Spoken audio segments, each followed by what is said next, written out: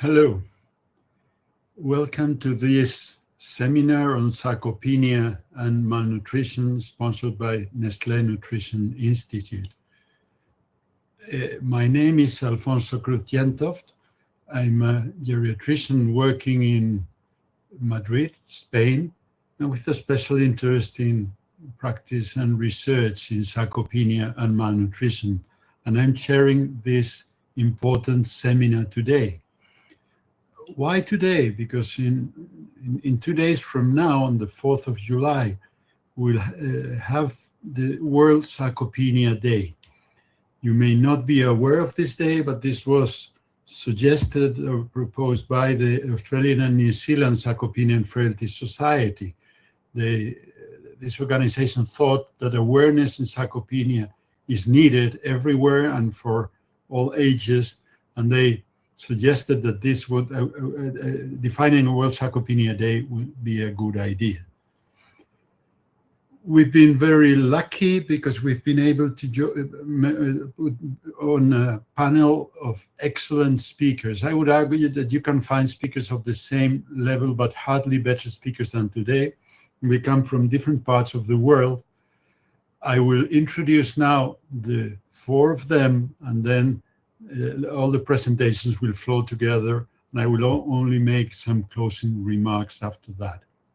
As you can see in the program, our first speaker is Professor Ben Kirk, from Senior Research Fellow from Melbourne Medical School in Australia.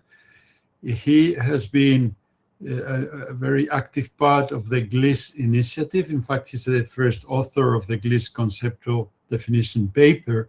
He's been asked to discuss how the definition of sarcopenia has been evolving and keeps evolving towards a global definition and global consensus definition in the last 16 years. So this is the framework how we show sarcopenia to those who are not experts in this. After that, we have Professor Tommy Cederholm from Uppsala University, Sweden. He usually needs no presentation in nutrition events because he's one of the world leaders in nutrition and also in nutrition in older people. He's one of the leaders of the GLIM initiative that defined malnutrition. He's been asked to discuss how sarcopenia merges with malnutrition. What are the links and the differences? And he's been in both, so he's perfectly in the best position to show us how they link. For the third presentation, we've invited Professor Liang-Kung Chen from Taiwan University from Taipei. Unfortunately, due to a last-minute problem, he wouldn't be able to join in person, so he's been kind enough to send his presentation in a video. He is one of the leaders of the Asian Sarcopenia initiative, among other initiatives, and of the leaders of the Asian Society on the field. He's also very well known in the field of frailty and obesity. And he's been asked to try to define how to screen for sarcopenia in different settings, as sarcopenia is not being found usually and is not being diagnosed. How can we improve in that field? Our fourth speaker comes both from Brazil and Canada. It's Professor Carla Prado, who's now a distinguished professor in the University of Alberta in Canada. She's well known for all her research in body composition, nutrition, and all aspects related to these two fields. And she has the difficult task to try to let us understand how nutrition and exercise can help tackling sarcopenia, and what's the evidence we have to date to use strategies to improve our patients with sarcopenia. So being that said, I leave the floor to Professor Kirk, who will start with his presentation on the definition and diagnosis of sarcopenia. Ben, please. Thank you, Alfonso. I'm very excited to be here on this special day, or at least 2 days away from World Sarcopenia Day, to raise awareness around this important condition.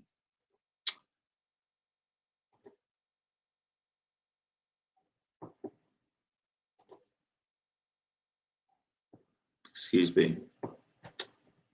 These are my disclosures. I've received some consultancy fees and some honorariums for sarcopenia work from a number of organizations, and I've received research funding as well for my own research on sarcopenia, and I serve as a scientific editor for a journal as well. None of these conflicts of interest directly impact any of the work that I'm going to present today.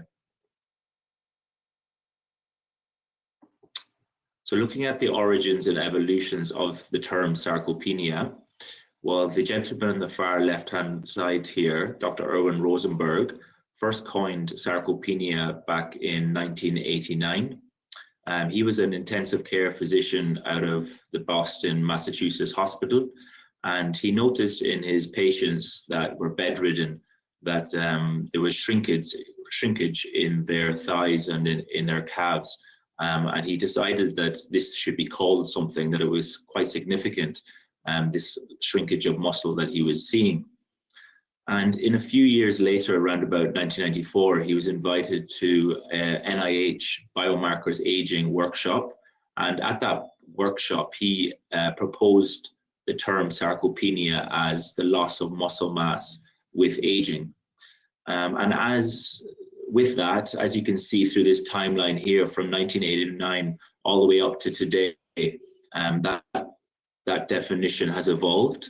There's been some key landmark changes, and one of them is by the second gentleman here, Alfonso Cruz-Jentoft, who led the European Working Group in Sarcopenia. This is a key definition, and it was announced in 2010. And in that definition, that working group defined sarcopenia as a loss of muscle mass, strength, and physical performance. So as you're seeing here over about 25 years, a change from the term originally, the loss of muscle mass alone by Rosenberg, up to the loss of muscle mass, strength, and physical performance by Cruz-Jentoft and the European Working Group in Sarcopenia. And there's been other working groups as well around the world that have proposed definitions of sarcopenia, and they are predominantly region specific. So we have one in Australia and New Zealand down here. We have one in Asia. We have one in the Americas. And like I mentioned, the European Working Group as well. The European Working Group is probably the most widely used worldwide, and it's the most cited, certainly. I did a look on PubMed earlier, and it's got around 24,000 citations alone amongst observational studies and randomized clinical trials. So you can see the benefit of sarcopenia and the uptake in epidemiological research in the community. Now, the European Working Group Sarcopenia originally released their first definition in 2010, and then in 2018 they provided an updated definition. And in that updated definition, they brought muscle strength to the forefront instead of muscle mass. And that was predominantly because epidemiological studies were now showing that when you measure muscle strength and you have low muscle strength by various tools, that it was showing a much better predictor of poor outcomes in terms of disability, falls, and fractures. So that was the key change between those two European definitions. And from that as well, we have got everybody on the same table in terms of all the leaders of the working groups on sarcopenia from Asia, from Australia, New Zealand, and America as well, to join forces to develop the Global Leadership Initiative in Sarcopenia. And that is the goal of that global leadership, is to have a single unified definition for clinical practice and research. So not having these separate definitions worldwide. That's the aim of that definition, and I'll go on to explain that in later slides.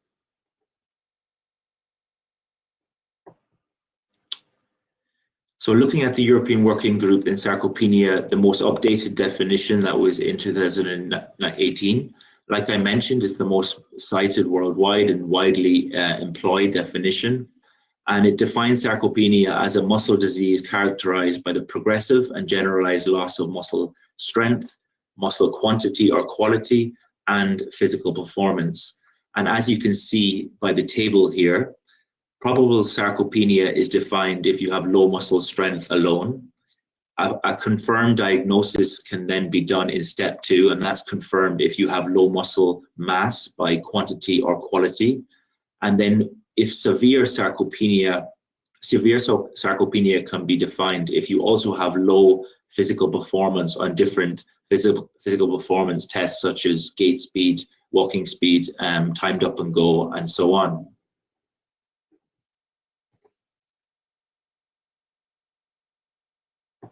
Now, this is the working algorithm proposed by the European Working Group in Sarcopenia 2. As you can see here, they recommend finding cases first.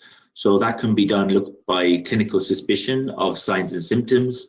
We know different signs and symptoms of sarcopenia, such as falls, difficulty rising from a chair, walking a block 400 meters. These are all symptoms of sarcopenia. And SARC-F can also be used, which is a quick and easy screening tool that measures a number of attributes, which I'll describe in the next slide. But that's how we can initially find cases of sarcopenia, and then we can go on from there and assess for sarcopenia. And like I mentioned, in the European Working Group, they propose measuring muscle strength first. That's at the forefront. From there, probable sarcopenia can be identified by low muscle mass, by a range of different tools, DEXA, bioelectrical impedance analysis, whichever you can access at that time as a health professional. And if you have both low muscle strength and low muscle mass, you can be defined as sarcopenia, or sarcopenia can be confirmed rather. And then at the final stage, like I mentioned before, physical performance. If you have low physical performance on one of the walking tests or other physical performance measures, severe sarcopenia can be identified. Now, this is the SARC-F screening tool for sarcopenia developed by John Morley and colleagues. This is a gentleman in the left-hand side here from our clinic, our hospital, our outpatient clinic, and he's filling in that survey. The SARC-F basically asks 5 different questions.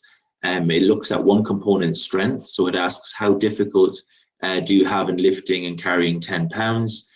You would score it none. If they have some is 1, or if they're unable to do it or a bit, it would be 2, and so on. So there's 5 different questions in it: assistance in walking, rising from a chair, stairs climbing, and previous falls as well. And as you can see by the bottom here, the SARC-F is scored on a scale. If a patient has scored 4 or plus, they're deemed as symptomatic for sarcopenia. But like I mentioned on the slide before, if you aren't able to access this questionnaire, you can still find cases through clinical suspicion, through muscle-related inabilities to get out of a chair, or walking, or falls, and so on. Or weight loss as well is another risk factor. So looking at the European Working Group diagnostic algorithm in clinical practice, I'll just give you an example of what we do here at our outpatient clinic at Sunshine Hospital. It's an outpatient clinic, and patients are referred from primary care doctors if they have falls, if they have poor balance, if they've had recent fractures, and so on. And what we will do when they come to the clinic is we will assess for sarcopenia along with other conditions such as osteoporosis and so on. So what we will do first is we'll assess their muscle strength to look for probable sarcopenia. We'll do that by grip strength. We have cutoff points for men and women to identify low grip strength, as I've shown here, 27 kilograms in men and 16 in women. Or alternatively, you can identify low muscle strength by chair stand performance. So if the patient is unable to get out, or it takes them longer than 15 seconds to get out of the chair, they can be defined as probable sarcopenia. And then we will go on to confirm sarcopenia. We do that at our clinic using a DEXA scanner, and we can look for low appendicular lean soft tissue. We have cutoff values for that. 7 kilograms per meter squared, that's index for height squared for men, and 5.5 kilograms per meter squared for women. And then we can identify sarcopenia as low muscle strength and low muscle mass. And then we can assess for severity by the walking speed. So it's just giving you an example here of how the European Working Group is implemented in clinical practice in terms of using the SARC-F or clinical signs, and then assessing, confirming, and looking for severity. And once we've actually identified a patient or ruled out sarcopenia, we will then, we have Medicare in Australia that will subsidize for 5 exercise sessions. And we use high quality evidence from resistance exercise trials. And we use that evidence to implement the 6 sessions that our other speakers, I'm sure, will talk about afterwards.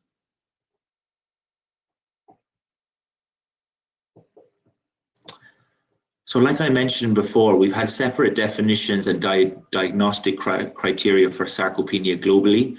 This is just showing you the 4 recent papers for the different continents. And the first one is the European revised definition by Alfonso, Cruz-Jentoft and colleagues. The second one is the definition from Australia and New Zealand. The third one is from the Asian Working Group. And the final one, the bottom right-hand side here, is from the Americans in the US. And while all these definitions are still good, because we do have continent-specific criteria for sarcopenia, there's no agreement in some of these definitions in terms of what we should measure, how we should measure, and what cutoff tools should be used. And I can give you an example of that. So the Europeans recommend measuring muscle mass, muscle strength, and physical performance, and the Asians follow suit. But the Americans only recommend measuring muscle strength and physical performance. They don't recommend measuring muscle mass. So you can see here the discrepancies amongst the definitions. So that's one of the key reasons why we need to get a unified global definition of sarcopenia. It's important, and for the FDA to recognize sarcopenia as a clinically important condition, we need to get a unified definition. As you can imagine as well, we have very different prevalence and estimates of sarcopenia worldwide because of these different definitions. So these definitions should definitely be celebrated, because they have brought sarcopenia to the forefront of research, and they've allowed sarcopenia to be examined in clinical practice and help patients and older adults. But at the same time, we are evolving and trying to get to that unified global definition. So where are we today with this? Well, the Global Leadership Initiative in Sarcopenia started in 2022. The aim of this initiative was to create a unified global definition of sarcopenia for research and clinical practice, more importantly, clinical practice. As you can see by the left-hand side here, the GLIS steering committee comprised of consensus experts from each working group around the world. And the GLIS initiative as well was supported by all major musculoskeletal organizations from all over the world, and sarcopenia societies as well. So like you can see here by the text at the bottom, GLIS is formed of all major sarcopenia societies and MSK organizations globally. It's supported by the WHO, and it currently has over 200 members from 29 countries across all continents worldwide. And why this is really important is we need the uptake of all the healthcare professionals, of all the academics, of all the industry professionals to get all the experts' evidence and get everybody on the same table, on the same page, to ultimately create a unified definition. So it's very important that we have everybody involved in this, and we've been quite successful in doing that so far.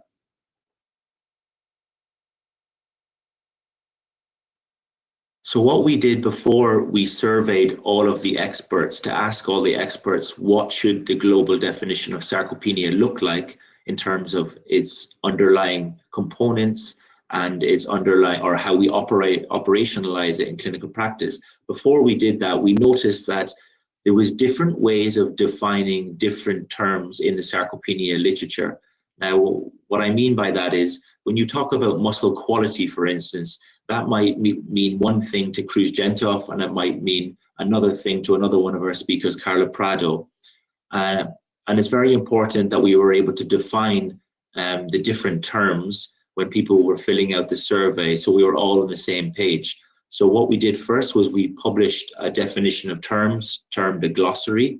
They defined exactly how muscle mass should be defined, the different measures of muscle quality, and so on.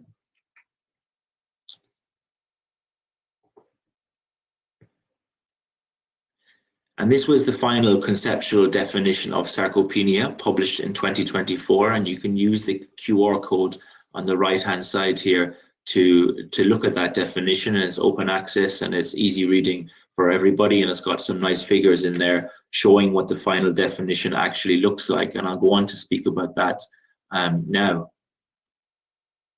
So the actual important components of sarcopenia, when we asked all of the 100 or the 140 experts, what should sarcopenia comprise of, the underlying conceptual definition. So first of all, we asked people, should sarcopenia be a disease? Should it be coined a syndrome? Should it be coined a disorder? And all of the experts agreed that sarcopenia is a generalized disease of skeletal muscle, that the prevalence increases with age, but it doesn't depend on age. So with aging, you see that loss of muscle mass and loss of muscle strength, but the definition doesn't exactly depend on the age. So you can be identified as sarcopenic if you're 55 or 50. It doesn't necessarily have to be over 55, but the prevalence does increase with age. The experts also agreed that sarcopenia was potentially reversible. However, there was no agreement in defining severity of sarcopenia amongst the working groups, amongst the experts from the working groups, rather. And the three main components of sarcopenia, the important ones, are muscle mass, muscle strength, and a blend of muscle mass and muscle strength, termed muscle-specific strength. So as you'll note from the previous continent-specific definitions, some definitions proposed just muscle mass, proposed all three muscle mass, strength, and physical performance, and others only proposed muscle strength and physical performance. So the key change here is that GLIS recommends muscle mass, muscle strength, and muscle-specific strength, and it doesn't recommend measuring physical performance as the key component of sarcopenia.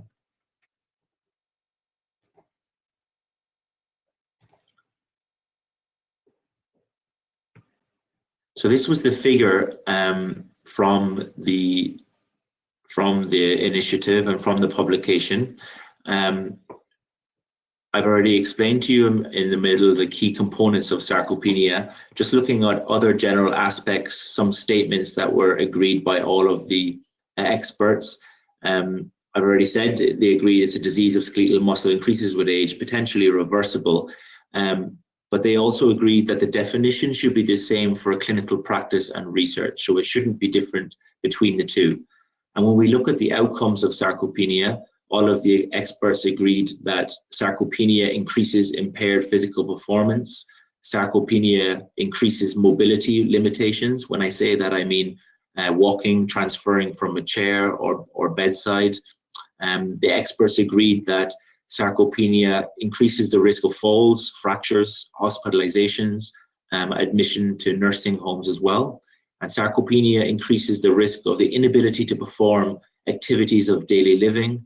Sarcopenia increases poor quality of life, and also importantly, sarcopenia increases mortality risk.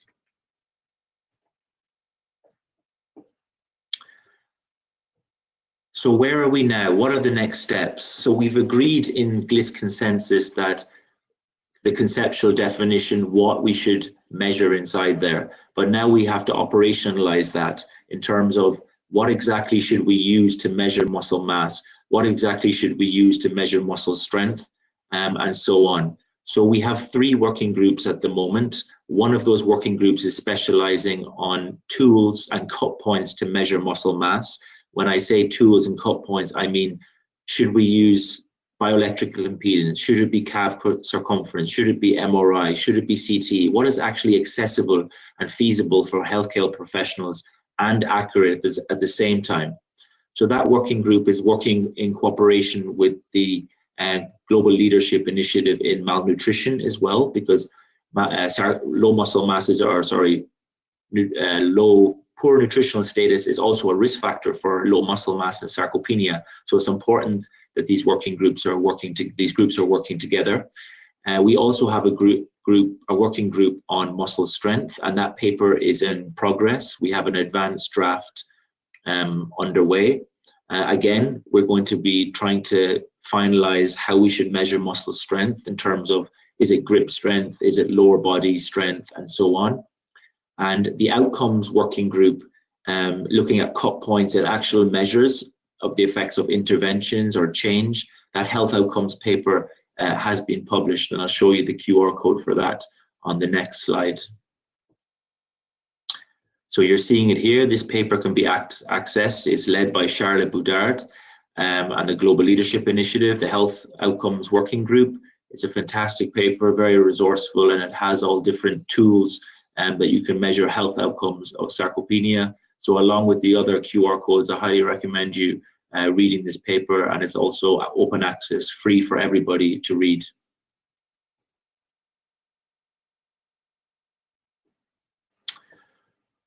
So what's the next steps and what's coming soon for the GLIS initiative? So once these 3 working groups have been finalized and we have the papers published, we will then have an adult operational paper, and that will be showing the global operational definition of sarcopenia. That definition, or sorry, that Delphi survey has already finished, and the first paper is in preparation. And so keep an eye out that for late 2026 or early 2027 to be published, and that will have all of the recommended guidelines in one single paper for healthcare professionals to identify sarcopenia.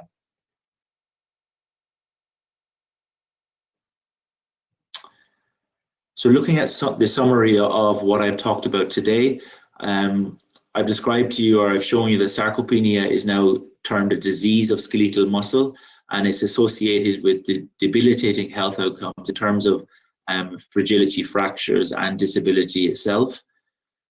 At the moment, sarcopenia can be diagnosed in clinical practice using the European Working Group in Sarcopenia revised criteria. Identification of cases using their criteria can be done through screening and case finding using SARC-F or signs and symptoms. Assessment of sarcopenia can be done then, or you can look, for probable sarcopenia using some simple tests such as low grip strength and following the cut points. You can then try confirm sarcopenia and low muscle mass via DEXA or bioimpedance or other tools. And then you can also assess for the severity of sarcopenia, such as simple as 4-meter gait speed to identify slow walking speed.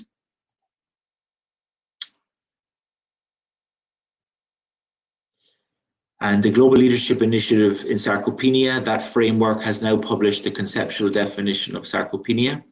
The GLIS operational definition of sarcopenia, underpinned by 3 specific working groups, is due in late 2026 or early 2027, like I mentioned, and that's going to be the operational definition for clinical practice. Hopefully this GLIS framework will enhance the diagnosis and management of sarcopenia globally. So thank you for listening, and I do apologize. I realize my slides are moving very slowly, but I'll hand you over to my esteemed colleague. Thank you very much. Thank you, Ben, for this great start. So I also would like, of course, to thank Nestle for organizing this interesting webinar. So my task is to talk under the title of Malnutrition Associated with Sarcopenia, GLIM and Functional Impact. So these are my disclosures. And this is the outline of my talk. I will mainly focus on interactions between malnutrition and sarcopenia and how muscle is part of both the GLIM and the GLIS concept. And I will end my talk with some update and information on the fairly new ICD-11 code on malnutrition in adults, or undernutrition in adults. So especially when you are getting older or if you have a chronic disease, there are several catabolic syndromes or diseases that you are exposed to or that you can have, and they overlap very much and they have strong impact on function and survival. This was a study in 18,000 older hospitalized patients looking on disease-related undernutrition, frailty, or sarcopenia. And interestingly, more than half of this group displayed at least two or all the three conditions concurrently. We did a smaller study in Stockholm hospitals in 100 geriatric patients, and they were older, and by the GLIM framework, we could see that about close to 60% were undernourished. According to the European Working Group, the revised definition, 29% were sarcopenic, and 2/3 were frail according to clinical frailty scale. And very few of such patient group really has none of these catabolic diseases or disorders. So when it comes to definitions of malnutrition, whichever you use, like this one, it's a state resulting from lack of intake or uptake of nutrition that leads to altered body composition, decreased fat-free mass, and an imbalance between growth and breakdown of body tissues that results in loss of muscle and organ mass. So it's obvious that muscle is a very strong feature of, or loss of muscle mass is a strong feature of malnutrition and undernutrition. Over the years, there has unfortunately not been any consistent procedure to define malnutrition, and for that reason, representatives from 4 global clinical nutrition societies from Europe, Latin America, and Asia convened 2016. And after 3 years, this group came up with this consensus definition. The intention was not to come up with anything really new. It was rather to benefit from all the efforts that has been done and provided by a number of the previous tools. And it was obvious from the 3-year discussions and ballots that the 5 core criteria are 2 etiologic, reduced food intake, or severe disease and inflammation, and 3 major or core phenotypic criteria: weight loss, low body mass index, and low muscle mass. Obviously, low muscle mass is crucial for the definition of malnutrition. So this GLIM concept could be viewed as a fusion of the major existent diagnostic tools.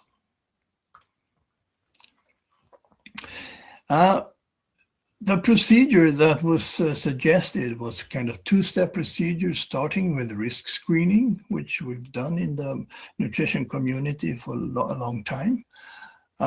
And for those identified as at risk, the 5 criteria should be applied, all the 5 criteria, 3 phenotypic and 2 etiologic. And if you fulfill at least one of the phenotypic combined with at least one of the etiologic criteria, then you have the diagnosis of malnutrition. And the scheme, the tool, or the instrument also allows for determination of severity grading.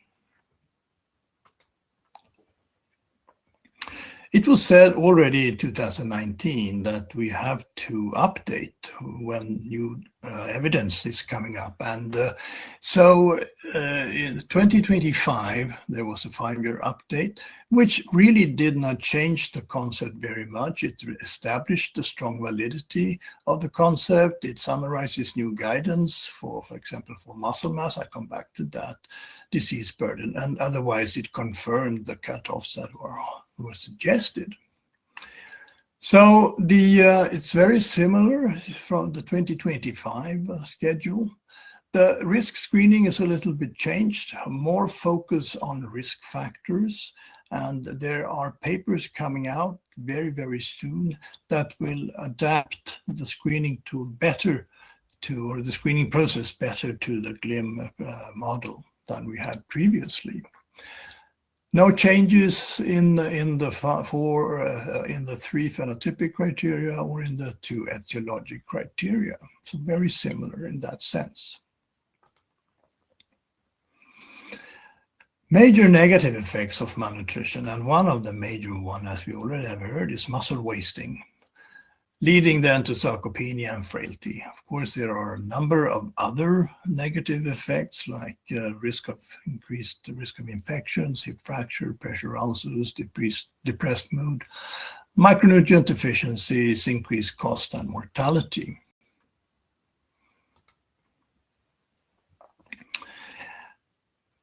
After the introduction of the GLIM model, many asked, how do we really do in clinical practice when it comes to assess muscle mass? And for that reason, the GLIM consortium also, well, this was perhaps also in parallel with the ongoing activities in the sarcopenia community.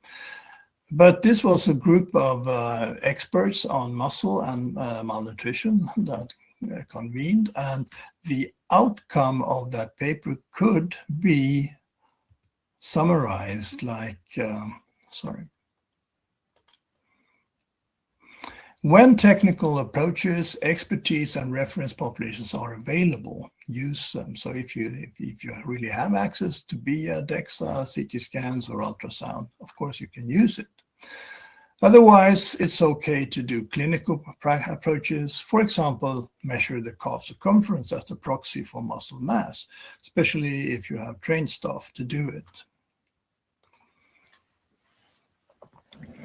I will not repeat what Ben already told us about, because as I indicated, there were these parallel initiatives from the Global Leadership Initiative on Sarcopenia, coming out with this paper in 2024 with Ben as the first author.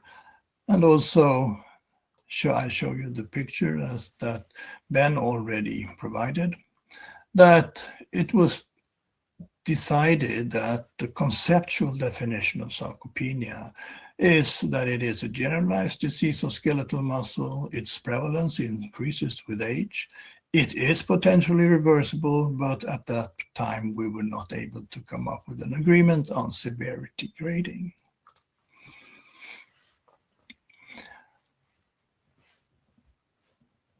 Like with osteoporosis, we can view sarcopenia as either primary, mainly related to aging, but we have also secondary forms of sarcopenia, disease, inflammatory catabolism and activity, of course, and also one major pathogenetic pathway is malnutrition.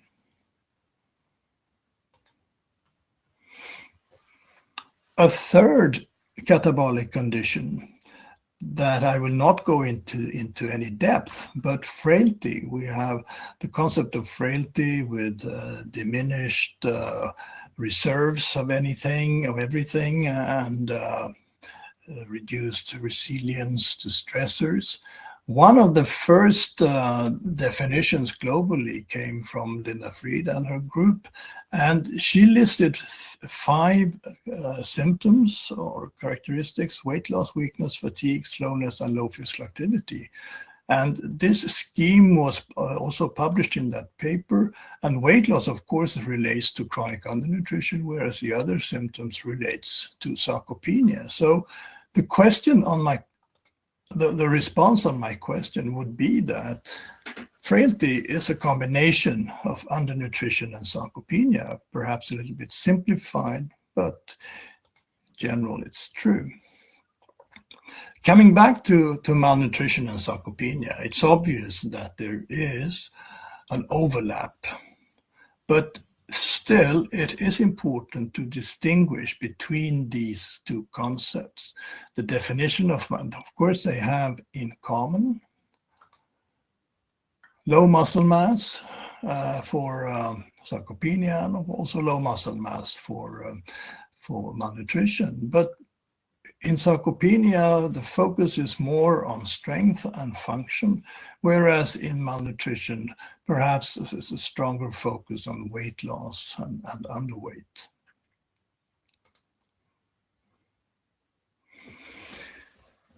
In clinical practice, we should assess these two conditions concurrently. And unfortunately, some of us work in the nutrition area, other works in more muscle and function area. And we need to merge these two concepts. And this is an interesting Spanish study in 200 patients. Showing in 200 patients where GLIM was used for undernutrition diagnosis and the European Working Group for sarcopenia definition, and 28% were malnourished, 33% were sarcopenic, and 11% showed both the conditions. And interestingly, the odds ratio for 3-month mortality was 4 times higher if you were undernourished, 8 times higher if you were sarcopenic, and if you displayed both conditions, it was 5 times higher.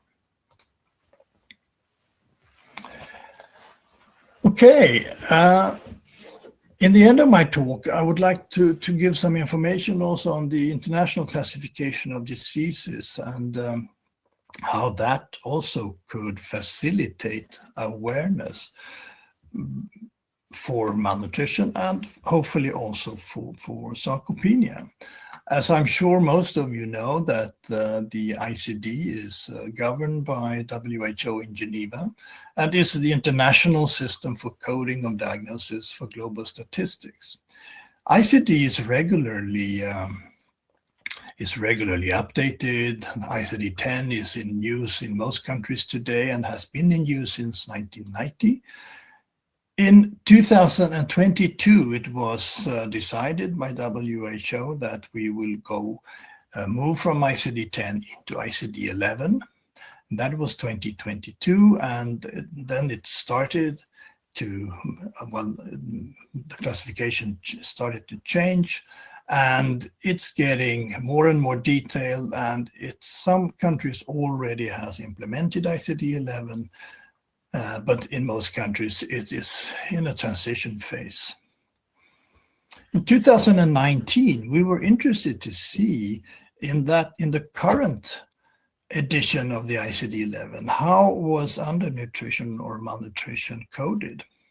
And I would say we were a little bit astonished, or we thought it was something to really consider, that the only code in that edition on malnutrition in adults was related to underweight, the classic cutoff of BMI less than 18.5. Then you could be defined as undernourished. And of course, in clinical practice, this does really not provide any help. So for that reason, the Swedish Society, together, of course, with the clinical nutrition community globally, contacted the Swedish governmental terminology and classification office at the National Board of Health and Welfare, and together with these governmental and with the support of more than 40 nutrition societies globally, a proposal that was very much inspired by the GLIM concept was provided. So you see the presence of a combination of phenotypic criteria. We have the 3 weight loss, low body mass index, or low muscle mass, combined with any of 2 etiologic criteria, food intake or presence of disease, and also subcategorizing the malnutrition into related to inflammation, not related to inflammation, and of course also to starvation. And interestingly, it was deemed as one of the strongest ICD-11 proposals that ever was submitted to WHO. And that was in 2020. And there was a thorough procedure together with the ICD-11 department and the nutrition department at the WHO.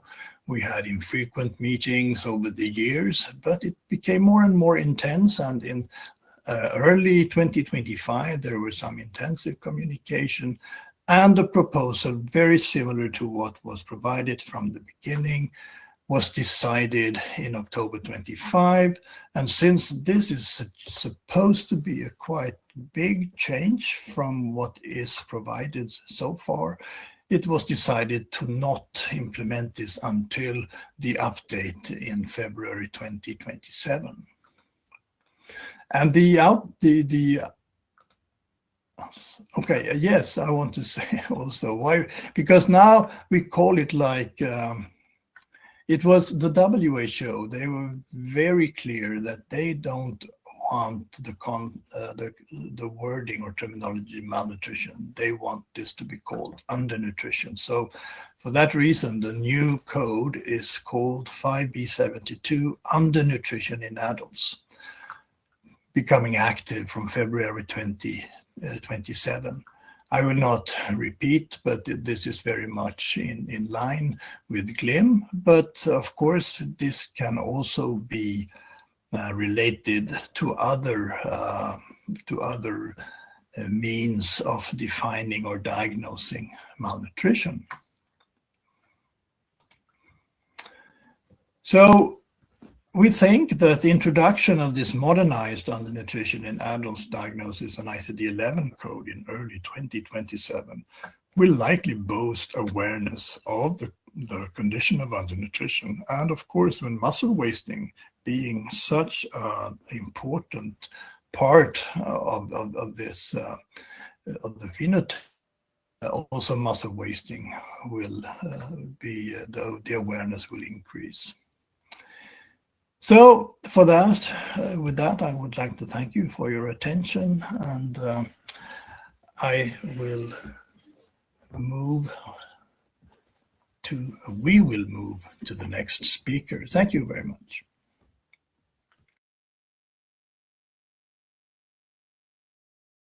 Hi, ladies and gentlemen. Welcome to World Sarcopenia Day. This is Dr. Liang-Kung Chen. I'm happy to present today's topic, early detection, practical screening in clinical and community setting. I have no conflict of interest to disclose. I'm Dr. Liang-Kung Chen from Taiwan. I'm currently a practicing geriatrician and a hospital administrator, also a professor in National Yangming Jiao Tong University. My main research focus is about frailty, sarcopenia, geroscience, and digital technology as well. In every individual disease in the developmental process, you can see while we know the pathophysiology of a disease, there should be some risk factors, some symptoms, and then clinician can establish diagnosis and treatment.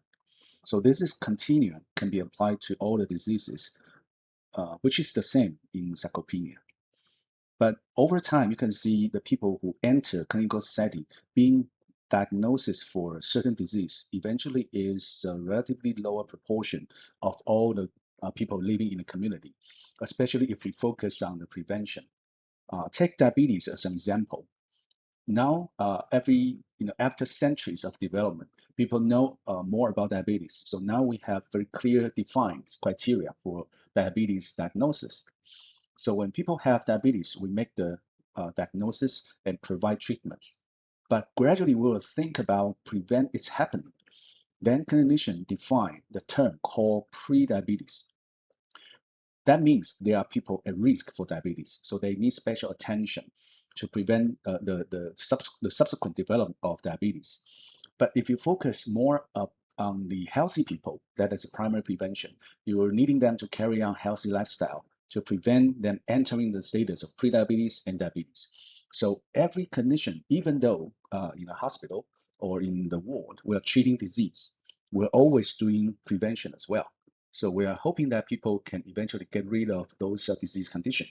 And this is also important for sarcopenia because sarcopenia is being considered as an age-related condition. So together with population aging, its impact will be much, much bigger, and it should be able to be prevented at the earlier of your life. This is the public health approach for preventive services. Every clinicians are following those principles in their daily practice. Such as still, let's take the example of diabetes.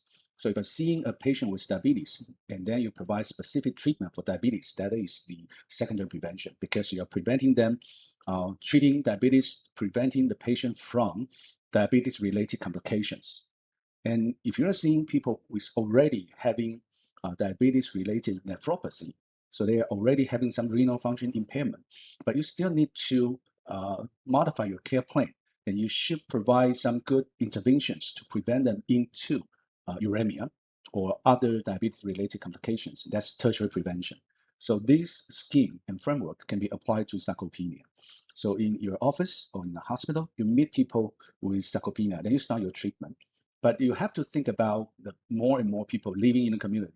Eventually, they are at risk for sarcopenia. They need a lot of attention and special treatment. So these are the principles we're thinking about in our Asian Working Group for Sarcopenia. In 2014, we first published our consensus. That mostly followed the European consensus. The only differences are the differences of Asian people's ethnicity background, the body composition, and maybe the dietary pattern. And we try to provide the appropriate cutoff for Asian people to diagnose sarcopenia. But after 2019, we start to do different ways because we're seeing many people in the community should be approached and should be assessed for sarcopenia because Asia is a very rapidly aging continent. So you take every age-related disease times the total population and the aging speed of individual country. You can see the impact is very, very huge to every country and to the whole continent. So we are hoping that in addition to clinical setting to provide diagnosis in the office or in the ward, we are hoping that in the primary health care and in the annual health checkup or even for the older people themselves, they can be aware of the importance of sarcopenia and do some self-assessment or some professional assessment assisted by the healthcare professional and the communities to provide them with good diagnosis. But in 2019, even though we think about this, we're still pursuing the early diagnosis and to provide necessary treatment for people with sarcopenia. But then in 2025, we think we have to broaden the scope of these preventive services because it's not just about diagnosis only, even though people who are not meeting the criteria for sarcopenia, they still need to have individualized lifestyle modification, such as dietary protein intake or the resistant exercise, even though they are not sarcopenic. So we want to focus on the refocus the whole framework from sarcopenia diagnosis to muscle health promotion. So we are not just diagnosing sarcopenia.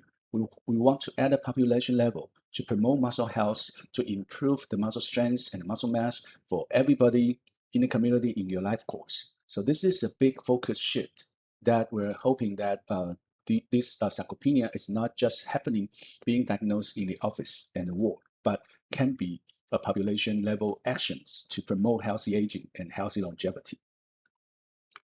We look at the epidemiology of sarcopenia in the Asian countries.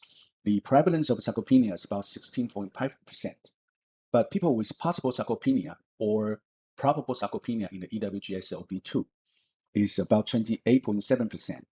Altogether, over 45% of older people in the communities are either having sarcopenia or at specific risk for sarcopenia because our evidence has shown that people with possible sarcopenia has much, much higher risk to become sarcopenia in the future. That means we should probably do muscle health promotion for nearly a half of all people living in the community. This is a huge challenge, and this should be done, but this should be done more systematic way. That is why we think about to work with the WHO's ICO, and that is why we think about to moving from sarcopenia diagnosis to muscle health promotion. Because muscle eventually interact with multiple organs through the secretion of myokines and exokines. So muscle is not just an organ of mobility. It is also related to brain in cognitive performance, in heart and in liver for cardiometabolic risk, for bone and for pancreas. So if people are doing appropriate lifestyles with good exercise, eventually muscle health can be improved together with other organs improvement. So that is a much more synchronized way to promote healthy aging. So it's not just limited to muscles mobility function. So we're hoping that promoting muscle health can also promoting other organs health, that all together to promote healthy longevity. So in our 2025 consensus, we better elaborate the scope of muscle health. That's not just mobility, at least it covers metabolism and also some regeneration potential and inflammation. And that those biomarkers secreted by muscle can interact with many different organs. And so we should do we should take very strong actions to promote muscle health. And overall, it's not just preventing sarcopenia. It can also promote healthy longevity. All these principles align with WHO's healthy aging framework. Back in 2015, WHO published the World Report on Aging and Health that highlights the importance of healthy aging instead of individual disease. And healthy aging is about the age-related decline of intrinsic capacity and functional ability. But that's conceptual framework. And in 2017, WHO published the document called ICOPE, Integrated Care for Older People, that can put the principles of healthy aging into actions at a community level, because all the older people are living in the community. All those things should be implemented in the community. So that's a very important issue, because many countries, especially almost every Asian countries, are promoting ICOPE for several years. So the government spent a lot of public health effort in the community to assess intrinsic capacity. But if you look at the elements of intrinsic capacity, that's highly related to sarcopenia diagnosis. So we don't want to duplicate the resources and the effort. We're hoping that the sarcopenia case finding can be incorporated with the national actions of healthy aging in individual countries. So this is the framework of WHO's ICOPE. So it's still aligned with the the preventive services framework. So from primary prevention, people with intact intrinsic capacity, to secondary prevention, people with declined intrinsic capacity, to tertiary prevention who has already having impaired function. So at the community level, you do a lot of preventive services. You do healthy education, but you have to do disease treatment as well.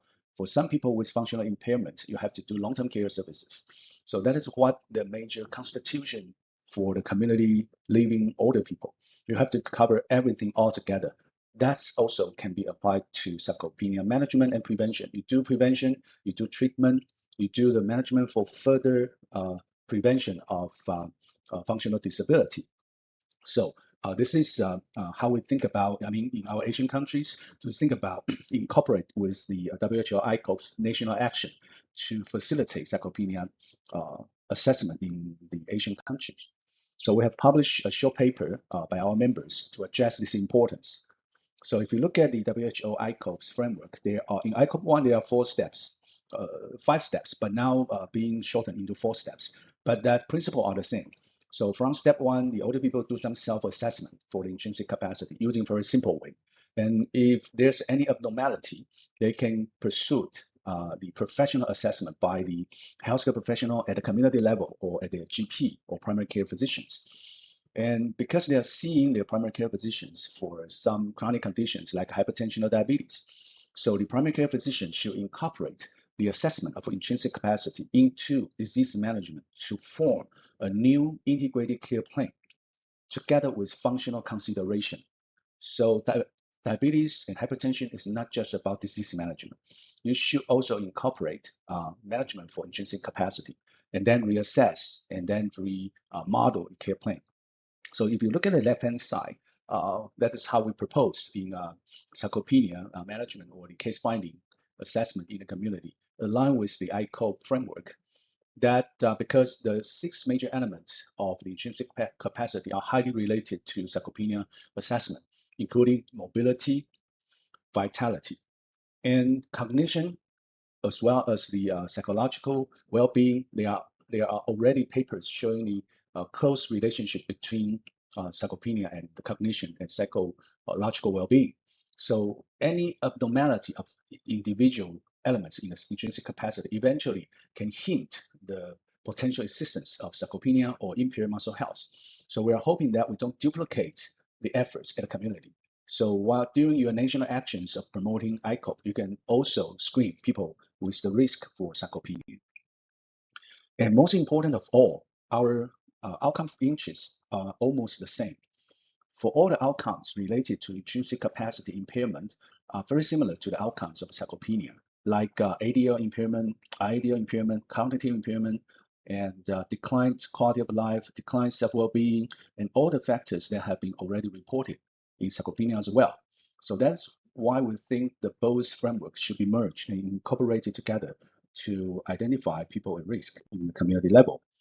And in order to early detect people at risk for sarcopenia, we go back to our life course assessment for the muscle health metrics, because people's declining in physiological function does not start right after age of 65. Eventually, it can happen much earlier. So the Asian cohort shows that if we focus on the muscle mass, men have a generally declining trend over time, but at the age of 55, there's a very significant declining point for the muscle health. But if you look at the muscle strengths, the hand grip strengths, the age of 45 and the age of 75 are two major turning points. So that reminds us we should start the muscle health assessment much earlier. It's not just a condition of older people. So it's an age-related condition. So at least we should start the assessment at the middle age, because age like 45 or 50 are at the turning point to go down in terms of the muscle strength. And that is a very important element in the diagnosis for sarcopenia. So overall, our Asian consensus recommends start assessing muscle health metrics or the diagnosis right at age about 50. Then we can start the intervention much earlier to promote muscle health. And if you have a higher baseline muscle strength, like the top 10%, eventually your declining time will be 10 years later than the ordinary people. So if you can strengthen your muscle health, like to promoting your muscle health reserve in your earlier life, you can have a later declining time in your life course, which is very important and inspiring for people who like to enhance their muscle health in their younger stage. And we make all those principles into our screening algorithm. So we can see in the Asian consensus, we separate the assessment algorithm into two settings. The left-hand side is the community and the primary healthcare or health checkup scenario. So that's the assessment or the case finding based on only risk factors or self-assessments. So people who have the risk factors, people who age over 50, who concerns about muscle health, they can be assessed. Or people who are having gradually losing body weight or having some disease that has a wasting nature like diabetes or CKD, they should be assessed. So that's based on risk factor only. But people can also do their self-assessment using a questionnaire like SARCAF or SARCOF, or a self-assessment instrument called UBWACA that can be translated into finger ring test developed by Japan and validated in multiple countries. That's all very simple self-assessment instrument. So if you're having abnormal assessment or in any risk factors, you can move on the formal diagnosis of sarcopenia. So in Asia, we still promote the accurate diagnosis of sarcopenia, but only at a community level. We are hoping people can do more alternative approach to identify yourself having the risk of impaired muscle health. At the right-hand side, at hospital level, if you're having those diagnoses like diabetes, COPD, heart failure, or some rheumatology disease, or having fractures, falls, then you should have sarcopenia assessment. So that is a shift because all those people with the conditions are at very high risk for sarcopenia. Then after that, we establish the diagnosis based on hand grip strength measurement first. But even though at this level, you're having normal hand grip strength, you're still being categorized as the people at risk for sarcopenia because you have risk factors. or the abnormal self-assessment, that you should probably don't need sarcopenia treatment, but you will need a muscle health preventive intervention. So that is how and also why we want to shift the focus from sarcopenia diagnosis to muscle health promotion, because we can better cope with the challenges related to muscle aging and make people more likely to live a better and healthier life in the later stage of their life to achieve healthy longevity. And after hand grip, we move on muscle health and muscle mass measurement to establish the diagnosis. So the whole algorithms of separated people in different settings, and from risk factor self-assessment to objective measurement of muscle strength, and all the different stages people have their individual care planning incorporated with their chronic conditions to promote muscle health, so that can overall improve their health in their later life. So that's the last slide I would like to share with you. We're thinking that in terms of population levels for sarcopenia prevention, it is very important to move the focus of sarcopenia diagnosis to muscle health promotion. And that's more active, making people more engaged in all those lifestyle modification.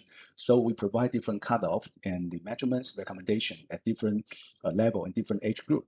And we encourage people to early identify themselves, or the clinicians to early identify people with impaired muscle health, and to provide necessary intervention. And one important action is to incorporate with WHO ICO, because that we don't waste the community resources in assessing people at risk for unhealthy aging process. So that is also important to identify people at risk for sarcopenia. And we also emphasize the importance of muscle organ crosstalk, because enhancing muscle health is not just about mobility, it also improves the overall health of people in the aging process. So thank you very much. I hope you enjoy this presentation on this very special day, the World Sarcopenia Day. Thank you.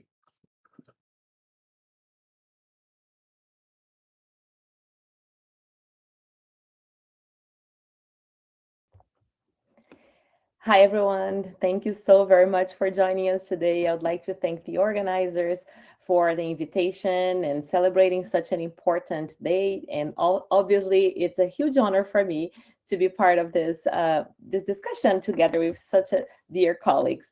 So I have the task of bringing the importance of nutrition intervention to preserving muscle health. And we're going to be particularly focusing on protein and muscle health outcomes, especially functional outcomes. These are my disclosures related to speaking engagement and advisory board participation, which have not influenced the content of my presentation. So when we think about muscle health and sarcopenia and frailty, obviously these conditions, they are overlapping, and ultimately they are leading to this loss of muscle mass and function, which can even lead to frailty. And as you can see on this slide, on the left side, there are a number of contributors to muscle or poor muscle health. So obviously, this is a multifactorial condition. Therefore, we obviously need multimodal intervention. But if you look on the other side of my slide, on the right side of the slide here, and you see the types of interventions that can counter, prevent, or treat muscle-related conditions, obviously nutrition plays a very essential role. A lot of items here are related to nutrition intervention. So nutrition intervention is really an essential piece of the puzzle when we talk about this multimodal strategy to prevent depletion of muscle mass and physical function, ultimately leading to frailty. And protein plays an essential role in the body by supporting muscle maintenance and repair. But in addition to just thinking of muscle health, protein supports immune function, also healing, enzyme and hormone production, as well as overall recovery from illness or stress. And as you can see in this figure, obviously the 0.8 grams per kilogram body weight per day recommendation is the minimal recommended, not only for older adults, but for healthy individuals. But this is not a destination that we want anyone to be at. That is the absolute minimal amount. And as you go up the ladder here, you would see that especially when we talk about healthy older adults, the recommendation is higher than that. It is around 1 to 1.2 grams per kilogram body weight per day.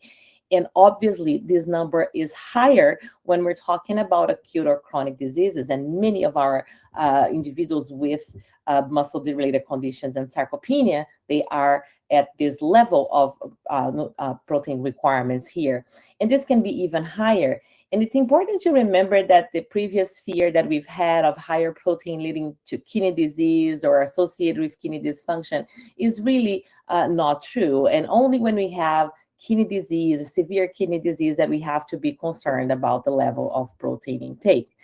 Now, when we think about these recommendations and what's actual reality among older adults, you would see here that over 20% of older adults fail to meet the minimal recommended level of the 0.8 grams per kilogram body weight per day. And about 70% of them, or more than 70% of them in certain studies, actually fail to meet the targeted amount, which is the 1.2 grams per kilogram per day. And the prevalence, there is also actually a higher prevalence of this suboptimal protein intake when we talk about females, also individuals with higher BMI, which is very concerning because most of the times people with excess body weight are not screened for being at risk for nutritional deficiencies, for example. And obviously those with poor appetite. Now, this is on the quantitative side of things. On the qualitative side of things, it's also important to note that many adults, that was an European survey that showed that more than 35% of older adults do not know what dietary protein is. And of those who actually did know, 25% of them were aware that having just one meal per day with a good protein source was insufficient. So many of them actually weren't aware that that was a problem. And more than 75% of older adults would actually actively increase their protein intake if it was recommended by a healthcare professional, such as a physician or a dietitian. So this really highlights our responsibility as educators and protein education as a key part of multimodal care. Now, this is related to, again, educating our patients, educating the population, but we also have a job educating healthcare professionals. And I know that we are a biased audience here, but when we think about, people believing that nutrition is important, sometimes we encounter high levels of skepticism. So if I can bring back that figure that I showed at the beginning of my presentation, if you remember, there are many contributors to poor muscle health. So some people are actually skeptical that nutrition can actually play a role. And to give you an example that happened to me last month, I was at a meeting, and during the Q&A, one of my colleagues said, we need to remember that eating protein does not build muscle. It's exercise that builds muscle. So we are actually faced with, questions or statements like that probably on a regular basis. And what I wanted to bring to you is a quick way of responding to that, or a quick way that we also have to educate our colleagues. And I wanted to bring, obviously, to celebrate the World Cup, an analogy related to soccer and football. And I'm very happy, actually, that Brazil is advancing, because otherwise I will be a bit of an awkward comparison or analogy for today. So anyways, I'm going to go to the mechanistic part of things, and then I'll come back to the analogy later. So when we think about nutrition and exercise, and the question here is, does nutrition play a role? Is really exercise that's building muscle? We have to remember that these are two independent signals, even though we have one pathway. So you can see on the top of my slide here, this figure showing that exercise will provide this mechanical signal. But we also have protein here that is stimulating, especially leucine, the mTORC1 directly. And we know that, protein, essential amino acid boluses, they do increase resting muscle protein synthesis. So this means that they are independently leading, they both will stimulate the mTOR signaling pathway, which is responsible for building muscle. And also this last bullet here says that, anabolic resistance itself proves that that's real, that nutrition matters, because anabolic resistance supports the idea that nutrition or protein is an anabolic stimulus, because it is describing a reduced muscle building response to a stimulus that would normally increase muscle protein synthesis. Now, also we have real world trials that directly contradict this notion that protein alone does nothing. For example, we have bed rest trials, we have oral nutritional supplement trials in older adults, dose response evidence. So ultimately, nutrition is important. Nutrition will indeed stimulate muscle protein synthesis. But when we talk about nutrition and exercise, what we know is that exercise will be the dominant anabolic stimulus, and protein alone does not replicate the same level of hypertrophy, for example, that we can have from training. But protein is not a passive bystander. Protein is an independent muscle proteins, or provides an independent muscle protein stimulus and substrate source. And the muscle building effect of exercise and protein is therefore synergistic, right? So it's very important for us to remember that. Now, going back to my soccer analogy for muscle protein synthesis here. So we have to think of muscle building like scoring a goal. So we have exercise sending the signal that muscles need to adapt, and protein, especially leucine, will be providing both the trigger and the raw material. So these signals are going to meet through the mTOR C1 pathway, which are going to activate muscle protein synthesis.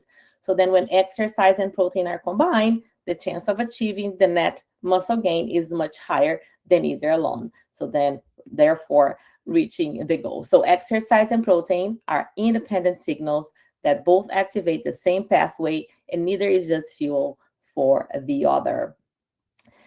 So protein, especially leucine, as I've mentioned, are key nutritional signals to muscle protein synthesis. And this slide shows how protein sources, they signal efficiency. So here we can see that whey is in the bar graph here. It stands out because it combines rapid digestion with a high leucine density.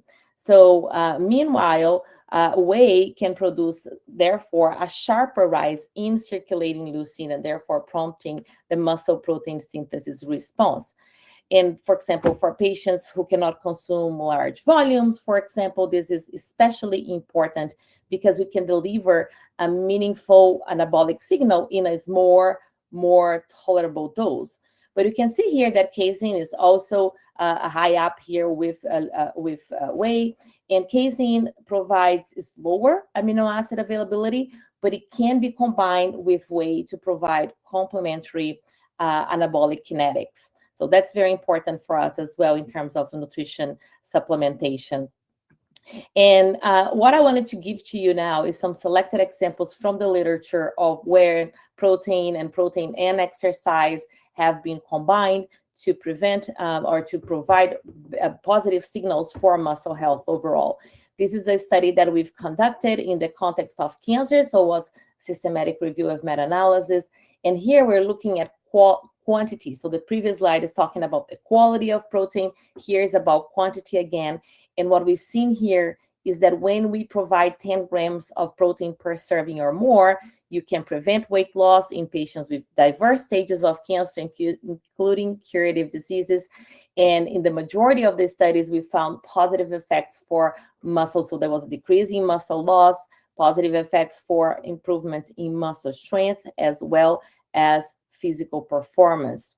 Now, I want to show you two studies that were conducted by my dear colleagues in Spain. There we go. So these are real world studies where they've looked also into the morphofunctional recovery. I love that term that they use.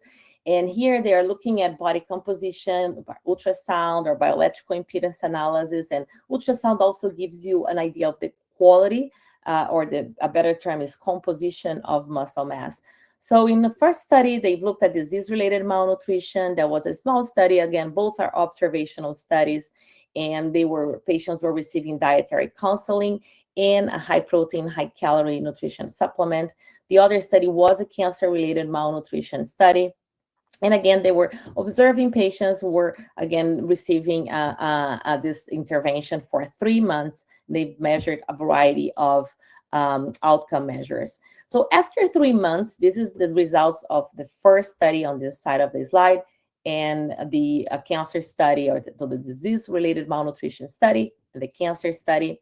And here are some of the images of the ultrasound for that study.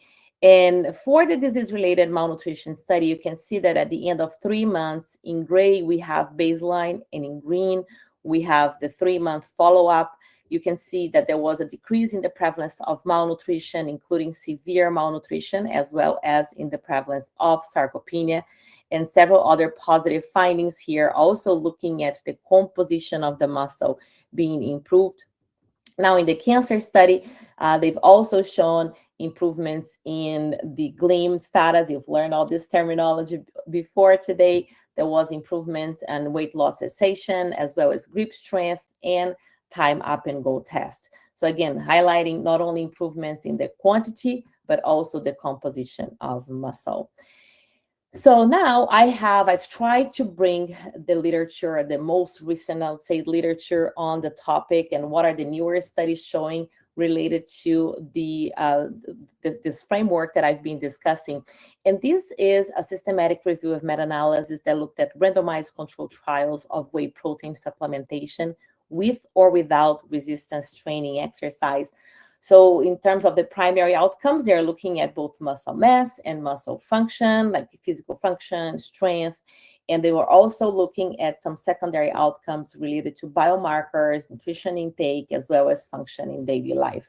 And I'm not going to go over in detail here of everything that I've written in this slide. That's for you to keep, but the summary of their findings was that whey protein improved muscle mass and gait speed, and strength gains were the clearest when whey was paired with resistance training exercise. Remember our soccer analogy, so going back to that again, and another analogy that I use is the three little pigs story. So when you're building a house of brick with both nutrition and exercise, this is another that in this case, network meta-analysis and meta-regression of randomized controlled trials. They're looking at 10 different protein sources here, many randomized controlled trials. These figures just showing the improvements in muscle mass, but they've had other figures showing the additional results that I'm summarizing here for you. So they found that whey protein plus resistance training ranked the highest for muscle mass and leg strength.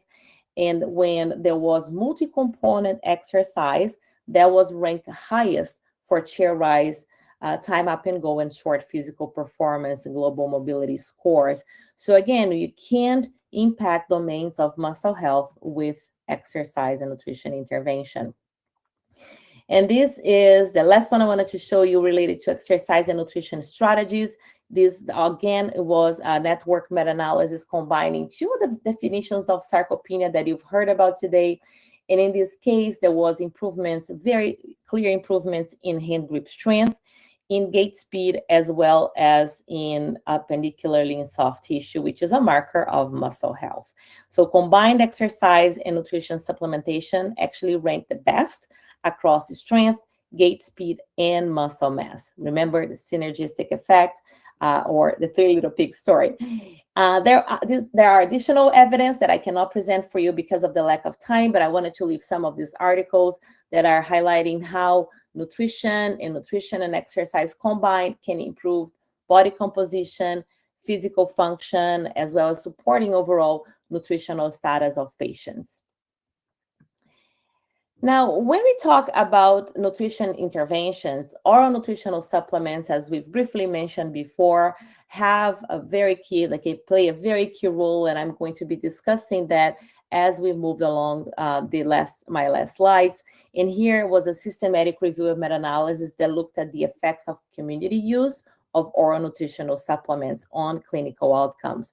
So in this case here, they found there was a 32% lower odds of complication. So the community use of multi-nutrient ONS was associated with fewer infections, pressure ulcers, wound wound and fracture healing problems, as well as post-operative complications. So that's very substantial. And this also brings us back to not only the value for the patient, but also the value for health economics. And we know that money talks when we're trying to make decisions. And in this study here, they looked at post-discharge ONS and how there was a high-value care for older adults at malnutrition risk. So to summarize the slide, they found that post-discharge use of ONS for patients who were at risk for malnutrition was highly cost-effective, with important reductions in mortality and readmission rates. So it does save money. So that's very, very important for us. And now ONS works, nutrition intervention works if there is adherence. Very important for us to use the word adherence, not compliance, in line with patient-first language. And the improved adherence to oral nutritional supplements was reviewed by this study here. And what this slide is showing is that ONS, or oral nutritional supplements prescription, should be personalized and patient-centered, not simply described as a product, for example. So the key message in this figure is that effective ONS use starts with nutrition assessment and shared decision-making, followed by very tailored supplement use to the patient's needs. We have to understand patients' preferences, their tolerability, their routine. So this can include, choosing the right product, the flavor, the timing, the amount, and also providing patients with practical strategies to improve the intake and adherence to oral nutritional supplements. So regular follow-up is also essential to assess adherence, side effects, and whether the prescription needs adjustment. So if I can then package everything that I've discussed and bring back as a summary slides for knowledge translation, there are 7 steps that we as healthcare professionals should be following to provide the patient support for this overall prevention or muscle health prevention, including sarcopenia prevention. So it's looking for red flags. What are the signs of malnutrition or sarcopenia, frailty? So not only screening, but also assessment, educating on muscle health. And I've talked about both the education of patients, but also our colleagues. Be an advocate, be an ambassador of this message. Demonstrate to patients. So what are the practical tools that they can have for physical activity, and also to adhere to the recommendations that we have related to nutrition interventions as well, with practical and tangible food examples, and obviously food first approach, but supplementation is often necessary, and also teaching and helping them achieve adherence to this supplementation. There are a number of educational materials that are available. These are just some of the actionable nutrition and exercise strategies, and that you can recommend patients. Obviously, we didn't talk about, the amount of protein here. For example, 20 grams of high quality protein rule to maximize muscle protein synthesis. But obviously, there are additional strategies of reaching that portion per meal. You can also achieve that with oral nutritional supplements when food is not alone. And again, helping them build that anabolic stimulus with concurrent to exercise intervention. I'm a big fan, my last line here, of using e-health. And we know that even older adults are more and more adhering to e-health intervention. So I think that that's a practical way for us to scale and spread nutrition interventions. So that's all that I wanted to share with you. Thank you so very much for your attention.